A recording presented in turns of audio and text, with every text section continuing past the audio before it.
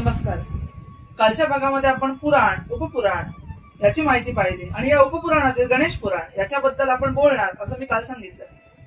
गणेश पुराण याची निर्मिती जी आहे ती कशी झाली तर ब्रह्मदेवांनी व्यासांना सांगितलं. व्यासांनी ब्रह्मदेवांना प्रार्थना केली की मला हे पुराण सांगा. व्यासांना अहंकार झाला होता, त्याचं निर्दालन करण्यासाठी भगवान ब्रह्मदेवांनी व्यासांना हे गणेशाचं दिव्य पुराण सांगितलं. व्यासांनी पुढे भृगु ऋषींना सांगितलं. भृगु ऋषींनी हे गणेश पुराण सोमकांत नावाच्या राजाला सांगितलं. ही कथा आपल्याला पुढे पाहायची आहे. भृगु ऋषींनी सोमकांत राजाला सांगितलं आणि हेच पुराण सुतांनी शौनक आदी 18,000 ऋषींना नैमिषारण्यामध्ये सांगितलं.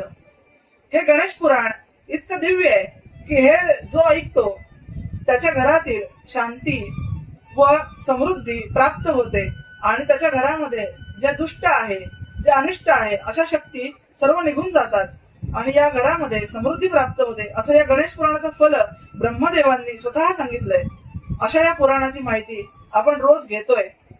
उद्याच्या भागामध्ये आपण पाहणार आहोत या गणेश पुराणाचे 2 खंड आहेत, त्या खंडांबद्दल आणि या गणेश पुराणाचं महात्म्य काय आहे त्या महात्म्याच्या कथेबद्दल. तोपर्यंत नमस्कार.